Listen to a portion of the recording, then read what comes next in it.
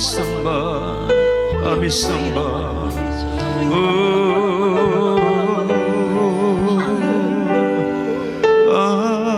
Kami sembah Engkau, Kau Raja, segala Raja. Mari angkat suaramu di hadapan Tuhan. Mari menyembah Tuhan. Haleluya.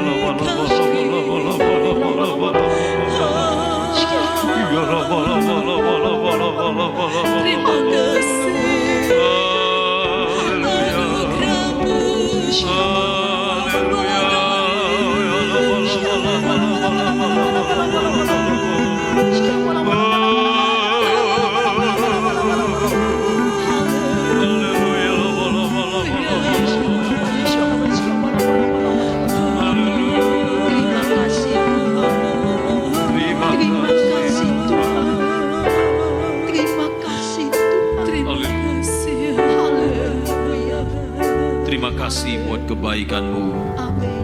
Terima kasih buat pengorbanan-Mu. Terima kasih buat kasih setia Tuhan yang tidak pernah berhenti di dalam hidup kami.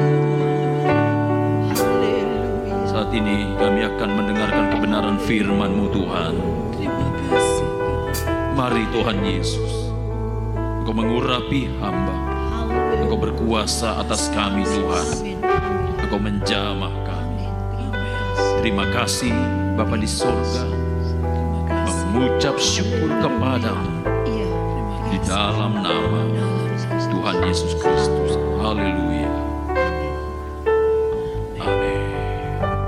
Puji Tuhan. Saya mengajak kita sama-sama kembali bangkit berdiri. Kita mau membaca firman Tuhan yang sudah sangat terkenal dan bahkan ini menjadi ayat sentral. Ayat ini boleh saya katakan wajib dikuasai, wajib dihafal ya. Karena kalau kita membaca seluruh Alkitab, kita akan menemukan jawabannya di dalam Yohanes pasal 3 ayat yang ke-16. Ya, kita baca bersama-sama. Yohanes pasal 3 ayat yang ke-16. Yang keras Bapak Ibu Saudara ya. 2, 3. Karena begitu besar kasih Allah akan dunia ini, sehingga Ia telah mengaruniakan anaknya yang tunggal, supaya setiap orang yang percaya kepadanya tidak binasa, melainkan beroleh hidup yang kekal. Dipersilakan duduk, tetap ditampilkan ayat firman Tuhan ini. Perhatikan kembali saudara, dalam firman Tuhan ini dikatakan begini. Karena begitu besar kasih Allah. Dasarnya adalah kasih, ya. Dan firman Tuhan hari ini saya beri tema kasih Bapa. Karena begitu besar kasih Allah akan dunia ini. Besarnya seperti apa? Tidak dapat diukur oleh ukuran manusia. Ya. Karena begitu besar kasih Allah akan dunia ini, sehingga Ia telah mengaruniakan anaknya yang tunggal, yaitu Yesus Kristus, juru selamat kita, Tuhan kita, supaya apa? Setiap orang yang percaya, ya perlu digaris bawahi, supaya setiap orang yang percaya kepadanya tidak binasa, melainkan beroleh hidup yang kekal. Bapak, Ibu, Saudara yang kasih dalam Tuhan Yesus Kristus, di sini firman Tuhan dalam Yohanes 3 ayat 16 ini, firman Tuhan mau katakan kepada saya dan saudara bahwa Yesus datang ke dunia ini untuk semua umat manusia. Yesus datang ke dunia ini bukan untuk hanya golongan A, bukan untuk golongan B. Yesus tidak pernah datang ke dunia ini hanya khusus buat orang Kristen. Tetapi dari ayat firman Tuhan ini, mau saya katakan kepada saudara bahwa Yesus datang untuk semua orang. Yang seperti apa? Tentu yang percaya kepada Yesus. Sebagai apa? Sebagai Tuhan dan Juru Selamat. Jadi Bapak Ibu Saudara, dasar keselamatan yang dilakukan Bapa kepada umatnya, kepada saya dan saudara, dasar keselamatan itu adalah kasih. Dan kasih Tuhan itu dinyatakan. Kasih Tuhan itu diungkapkan lewat apa? Lewat pengorbanan Yesus di kayu salib. Nah, saudara, apa yang terjadi dari Yohanes 3 ayat 16 ini mau memberitahukan kepada saya dan saudara, mau menginformasikan kepada kita semua bahwa ternyata apa yang Bapa lakukan itu tidak dibayar dengan harga yang murah. Kalau kita menyadari bahwa semua yang terjadi tidak dibayar dengan harga yang murah, tapi harga yang mahal. Kalau kita menyadari itu Bapak Ibu Saudara, tentu kita tidak akan mempermainkan pengorbanan Yesus di kayu salib. Saya mengajak saudara untuk selalu baca firman Tuhan tentang penderitaan Yesus. Saudara, kalau saudara baca firman Tuhan, berusahalah dan berdoalah supaya saudara masuk di dalamnya. Saudara coba menempatkan diri sebagai ibu Yesus, sebagai Maria yang kehilangan anaknya. Saudara coba menempatkan diri bagaimana Yesus disiksa. Kalau saudara masuk di dalamnya, saudara, saya yakin pada saat saudara membaca firman Tuhan, saudara akan selalu meneteskan air mata. Karena firman Tuhan itu tidak akan lewat begitu saja. Saudara akan merasakan ada kekuatan yang begitu besar yang menjamah hidup saudara ketika saudara membaca firman Tuhan. Pengorbanan Tuhan Yesus bukan pengorbanan yang sepele Bapak Ibu Saudara. Untuk membuktikan kasih Bapa di dalam diri saya dan saudara, ada pengorbanan besar yang dilakukan oleh Yesus. Saudara, kasih Bapa. Kasih Bapa adalah kasih yang menyelamatkan. Itu terbukti dalam Yohanes 3 ayat 16. Kasih Bapa adalah kasih yang menyelamatkan seluruh umat manusia tanpa pandang bulu. Yesus datang bukan hanya untuk menyelamatkan saya. Yesus datang bukan hanya untuk menyelamatkan saudara. Tetapi Yesus datang untuk menyelamatkan kita semua. Yesus datang untuk menyelamatkan seluruh umat manusia. Dan keselamatan itu dilakukan dengan sempurna. Yesus lakukan semuanya dengan sempurna. Dalam Ibrani pasal 7 ayat yang ke-25. Ibrani pasal 7 ayat yang ke-25. Firman Tuhan berkata demikian. Karena itu ia sanggup juga menyelamatkan dengan sempurna semua orang yang oleh Dia datang kepada Allah. Sebab Ia hidup senantiasa untuk menjadi pengantara mereka.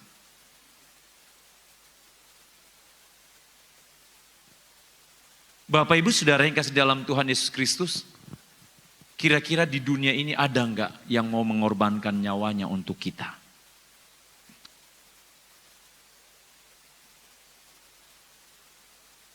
Hanya Yesus satu-satunya yang mau mengorbankan nyawanya untuk saya dan saudara. Amin saudara. Proses penyaliban bukan omong kosong saudara. Proses penyaliban bukan cerita kosong. Kita perlu bersyukur Bapak Ibu Saudara. Kenapa? Karena fakta-fakta sejarah, Via Dolorosa, jalan penyaliban, itu jelas dan nyata adanya. Di mana Yesus dilahirkan, sampai hari ini tempat Yesus dilahirkan ada. Saat Yesus disiksa tempatnya ada. Saat Yesus disalibkan fakta sejarah ada. Saat Yesus dikubur, fakta sejarah juga menunjukkan di mana kubur Yesus. Apalagi yang perlu saudara ragukan. Firman Tuhan katakan, berbahagialah engkau walaupun engkau tidak melihat. Kita tidak melihat tetapi iman kita tertuju kepada Tuhan.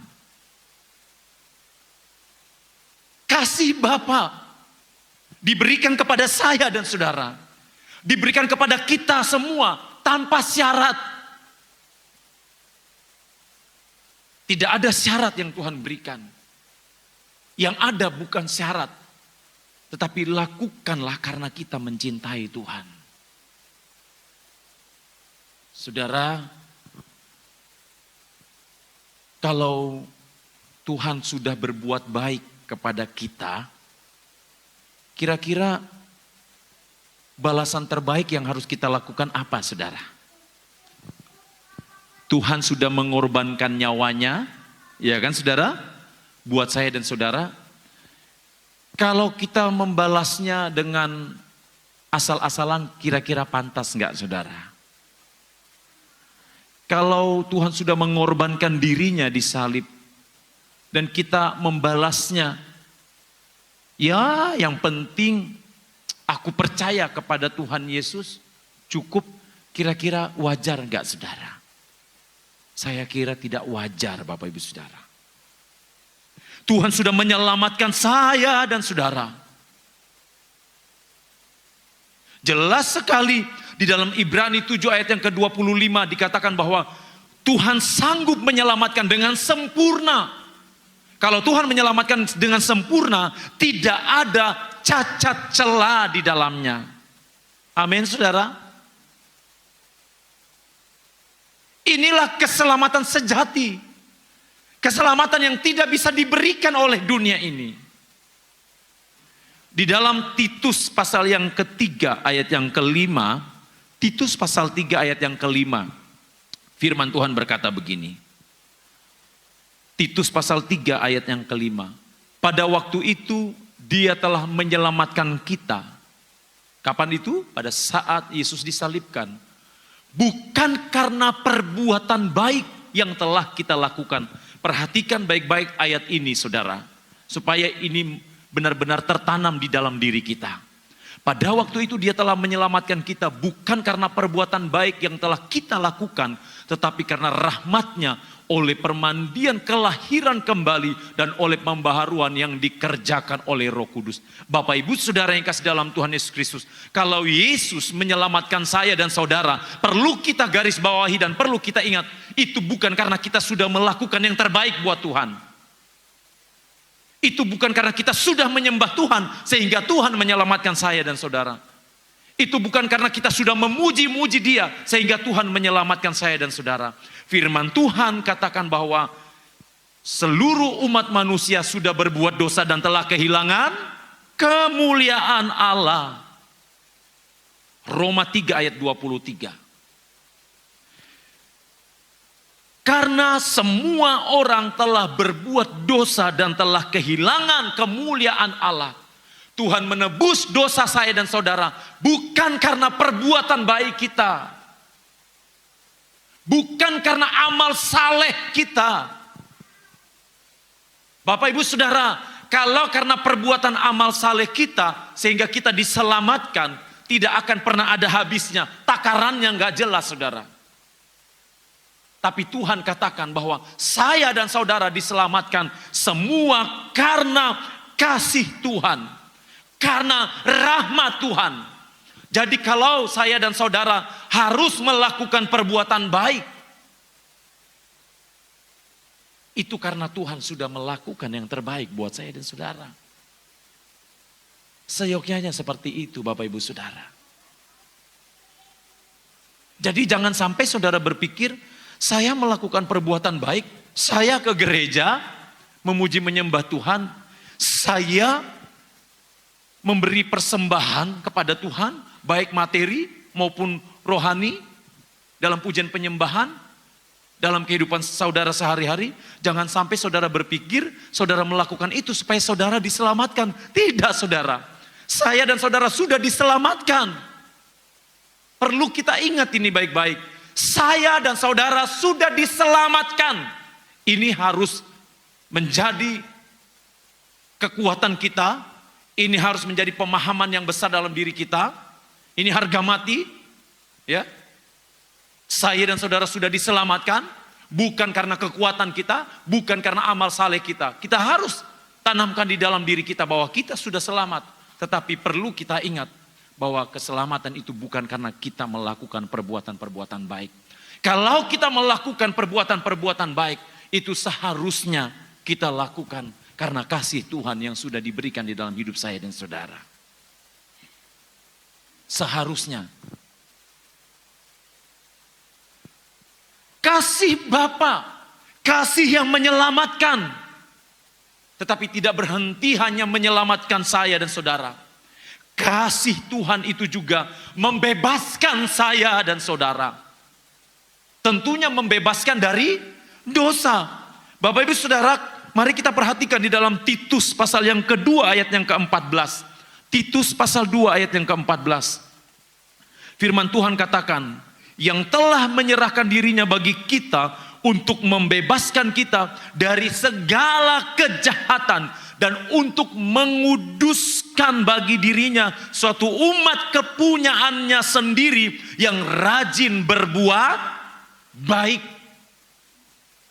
Tuhan membebaskan saya dan saudara dari segala kejahatan. Ketika saya dan saudara diselamatkan, ketika Yesus disalibkan, Dia sudah membebaskan kita dari segala kejahatan. Pertanyaannya, ketika Tuhan membebaskan kita dari kejahatan, apakah kita tidak akan bisa lagi berbuat dosa? Bukan begitu, saudara. Kan setiap orang, sekali lagi, kan setiap orang untuk berbuat dosa tetap ada. Tuhan memberi kehendak bebas buat saya dan saudara. Dan pilihan ada di tangan kita untuk menjalankannya, bukan? Tuhan sudah memberitahukan kepada saya dan saudara lewat firman-Nya. Tuhan beritahukan, saudara.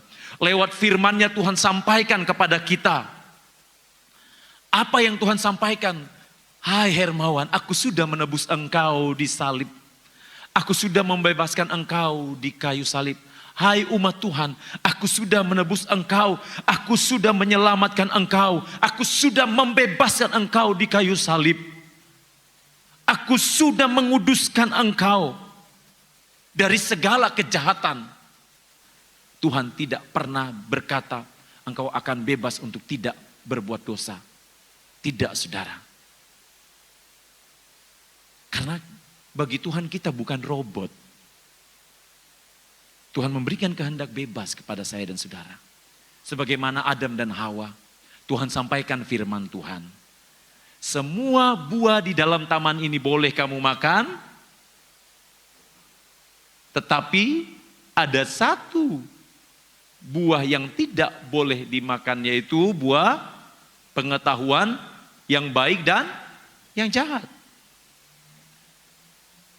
Dan firman Tuhan katakan, pada saat engkau makan buahnya, engkau akan mati. Tapi Bapak Ibu Saudara yang kasih dalam Tuhan Yesus Kristus, Tuhan tidak membuat Adam dan Hawa seperti robot. Tuhan memberikan kehendak bebas. Tuhan sudah beritahu, kalau engkau memakan buah ini nanti engkau akan mati.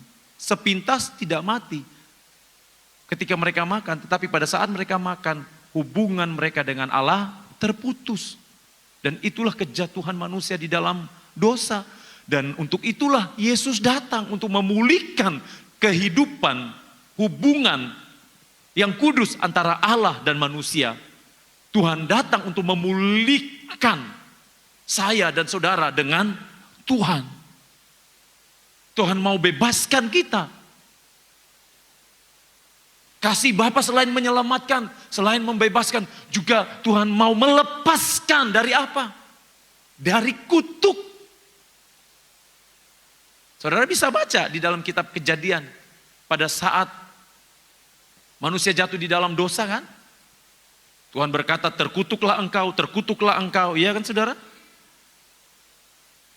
Akibat dosa. Tetapi ketika kasih Bapa dicurahkan, lewat pengorbanan Yesus di salib, maka semuanya dilepaskan. Tuhan melepaskan semua kutuk. Supaya kita menjadi orang-orang yang merdeka di dalam Tuhan.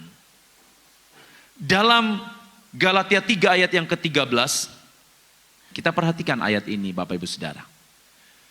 Kristus telah menebus kita dari kutuk hukum Taurat dengan jalan menjadi kutuk karena kita. Sebab ada tertulis, terkutuklah orang yang digantung pada kayu salib. Jadi yang disalib itu adalah orang-orang yang berdosa. Dan Yesus yang tidak berdosa menggantikan saya dan saudara yang berdosa. Jelas sekali pengorbanan Yesus di kayu salib untuk melepaskan saya dan saudara dari kutuk dosa. Dari kutuk dosa. Saudara yang kekasih di dalam Tuhan Yesus Kristus, kasih Bapa adalah kasih yang sempurna.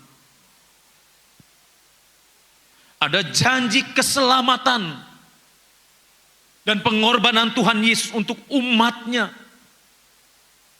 Dan Bapak Ibu Saudara, tahukah kita semua bahwa maksud Tuhan dalam pengorbanannya di kayu salib untuk apa? Agar Allah dapat menjangkau seluruh umat manusia, tidak terkecuali. Jadi Yesus disalibkan supaya Tuhan dapat menjangkau seluruh umat manusia, tidak terkecuali siapapun itu.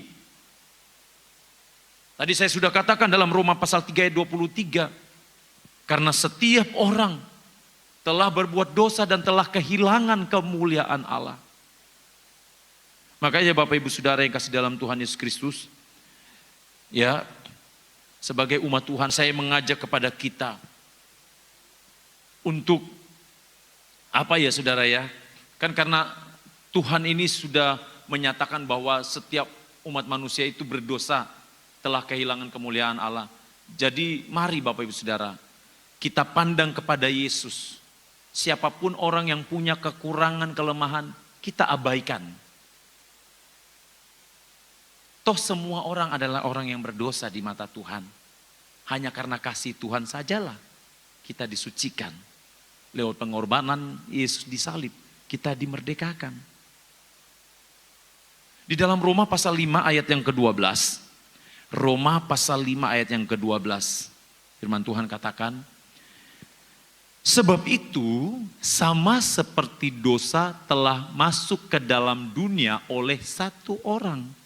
Dan oleh dosa itu juga maut. Demikianlah maut itu telah menjalar kepada semua orang. Karena semua orang telah berbuat dosa.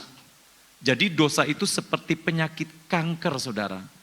Yang menggorogoti tubuh pelan-pelan. Ya. Jadi kalau saudara perhatikan baik-baik saudara, kalau ada sakit hati di dalam diri saudara, hati-hati saudara.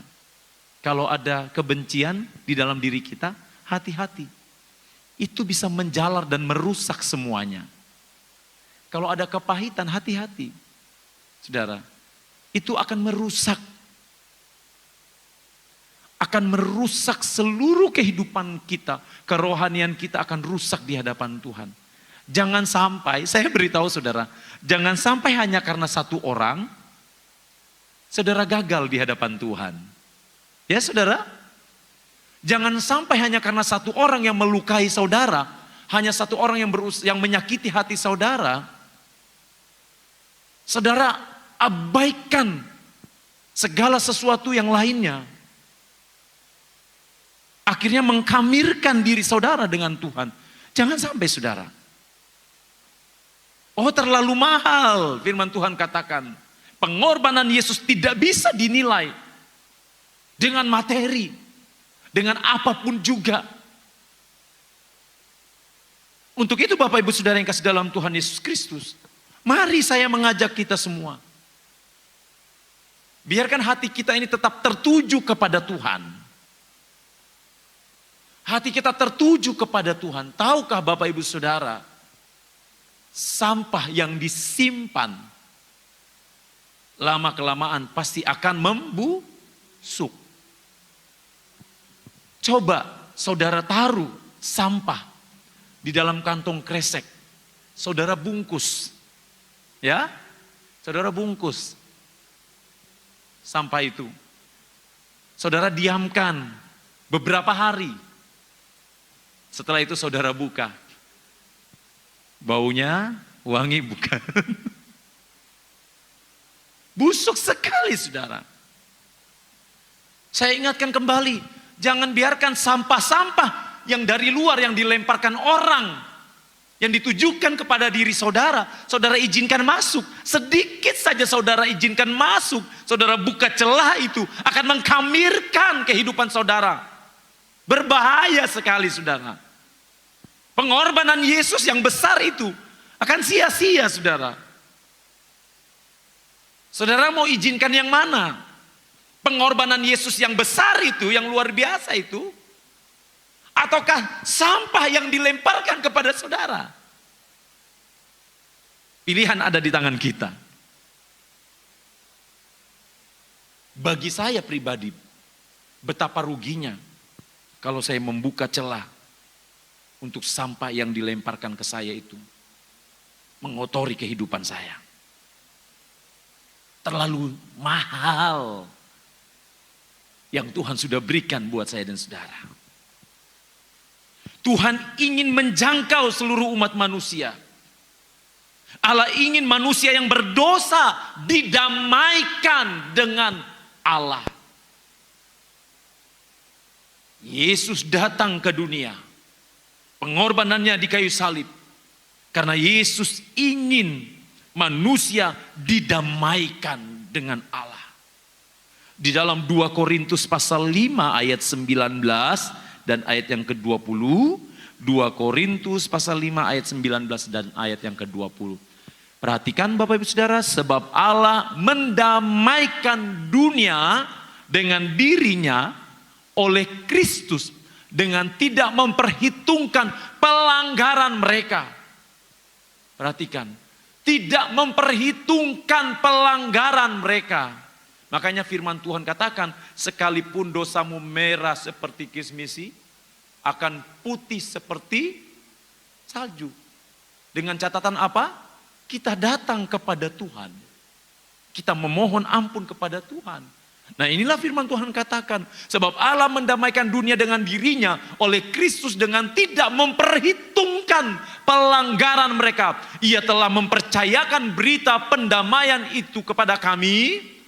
Jadi kami ini adalah utusan-utusan Kristus, seakan-akan Allah menasihati kamu dengan perantaraan kami. Dalam nama Kristus kami meminta kepadamu, berilah dirimu didamaikan dengan Allah. Berilah diri saya dan saudara didamaikan dengan Allah. Bapak ibu saudara yang kasih di dalam Tuhan Yesus Kristus, hanya orang yang tidak berdamai dengan dirinya sendiri yang tidak dapat mengucap syukur kepada Tuhan. Hanya orang yang tidak berdamai dengan dirinya dan dengan Allah yang tidak pernah menghargai pengorbanan Yesus di kayu salib. Ingat Bapak Ibu Saudara, Allah mau kita didamaikan. Yesus mendamaikan kita. Yesus mau kita meninggalkan kehidupan-kehidupan lama yang datang menyerang kita. Supaya apa? Tentunya supaya kita memperoleh keselamatan yang kekal. Kembali dalam Yohanes 3 ayat 16. Agar setiap orang yang percaya kepadanya tidak binasa, melainkan beroleh hidup yang kekal. Untuk itu, setiap orang yang percaya kepadanya harus dilahirkan kembali. Sebagaimana Nikodemus dalam Yohanes pasal 3 ayat 1 sampai ayat yang ke-8 cerita tentang Nikodemus.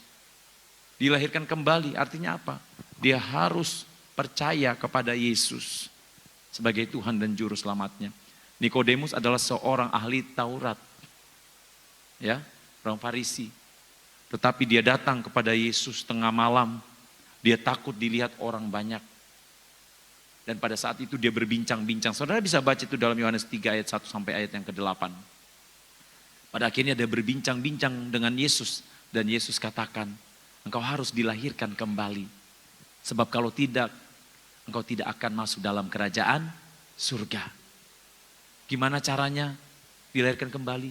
Buang semua dosa-dosa. Benar-benar percaya kepada Yesus.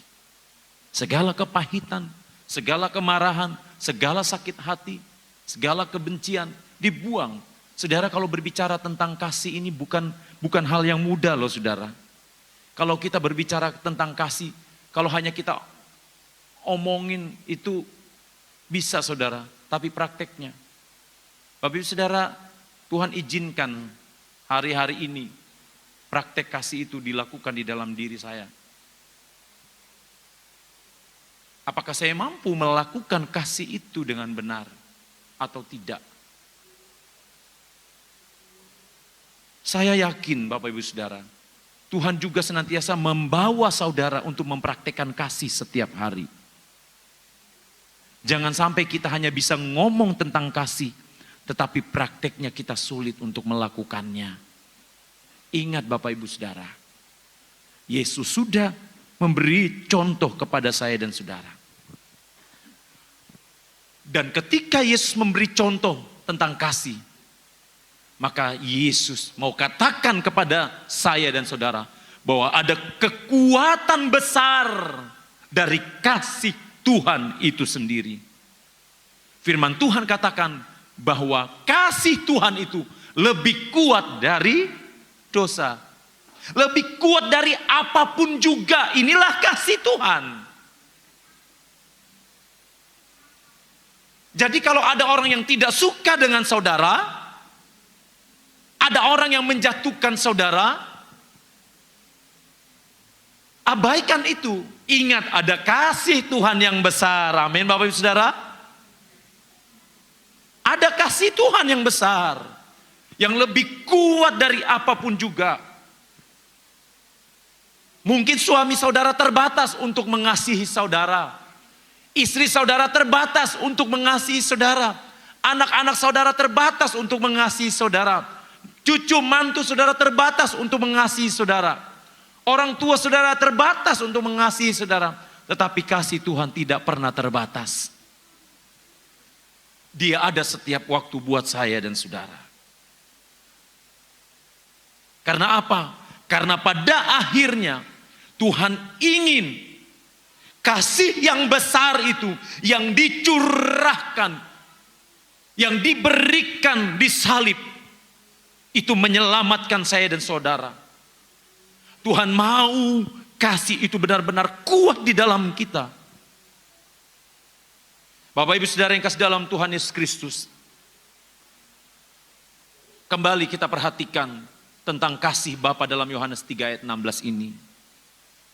Di dalam Yohanes 3 ayat 16 ini Bapak Ibu Saudara, ada begitu banyak hal yang Tuhan ajarkan kepada saya dan saudara. Allah mau mengajarkan kerendahan hati kepada saya dan saudara. Yesus mau mengajarkan ketaatan. Tidak mudah untuk belajar rendah hati, saudara. Tidak mudah untuk belajar taat. Karena semuanya dipaksa. Hal-hal yang tidak enak ditarik. Hal-hal yang menyakiti daging dipaksa untuk kita bisa menerimanya. Tuhan mau mengajarkan kerendahan hati kepada saya dan saudara. Dan dalam Yohanes 3 ayat 16 ini, Tuhan mau mengajarkan saya dan saudara untuk memberi tanpa pamrih. Apapun juga yang saudara berikan di hadapan Tuhan, waktumu, kasihmu, tenagamu, pikiranmu, materi apapun, Tuhan mau engkau lakukan dengan benar di hadapan Tuhan. Karena pada akhirnya, pengorbanan Yesus disalib untuk saya dan saudara. Dan Tuhan tidak mau pengorbanan itu sia-sia. Dan satu hal saudara, jangan berhenti sampai di sini. Sebarkanlah kasih Tuhan kepada setiap orang. Agar orang-orang melihat kasih Tuhan di dalam diri saya dan saudara. Kita adalah surat-surat yang terbuka, yang dibaca oleh semua orang. Percayalah, bahwa kasih Tuhan itu akan terpancar kalau kita mau rela merendahkan diri di hadapan Tuhan. Kalau kita mau taat di hadapan Tuhan. Tuhan memberkati.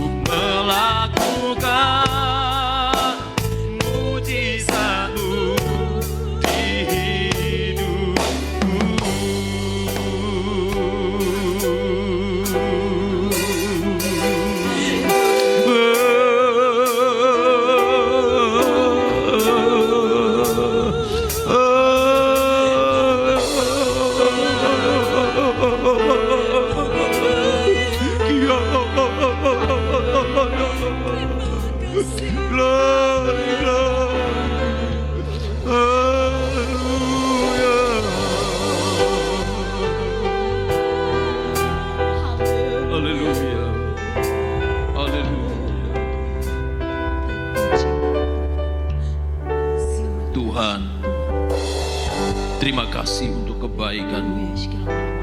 Terima kasih buat anugerah. Balas berkati umat-umat Tuhan yang sudah hadir. Berkati dalam pekerjaan, berkati dalam keluarga, berkati dalam rumah tangga. Segala masalah persoalan yang dihadapi dalam pekerjaan, dalam rumah tangga, Tuhan Engkau selesaikan dengan cara-Mu Tuhan. Di dalam nama Tuhan Yesus Kristus, Tuhan berkuasa. Bangsa negara kami, kota kami, aparat keamanan, semua yang Engkau percayakan Tuhan, Engkau berkati ya Tuhan, Engkau lindungi. Nyatakan kuasa-Mu bagi kami semua. Saudaraku, terimalah berkat Tuhan. Tuhan melindungi engkau. Tuhan menghadapkan wajahnya kepada engkau dan memberi engkau damai sejahtera. Biarlah engkau pulang dengan membawa sukacita Allah yang tidak terbatas. Kasih Allah yang besar. Dalam nama Tuhan Yesus Kristus. Haleluya. Amin. Tuhan memberkati.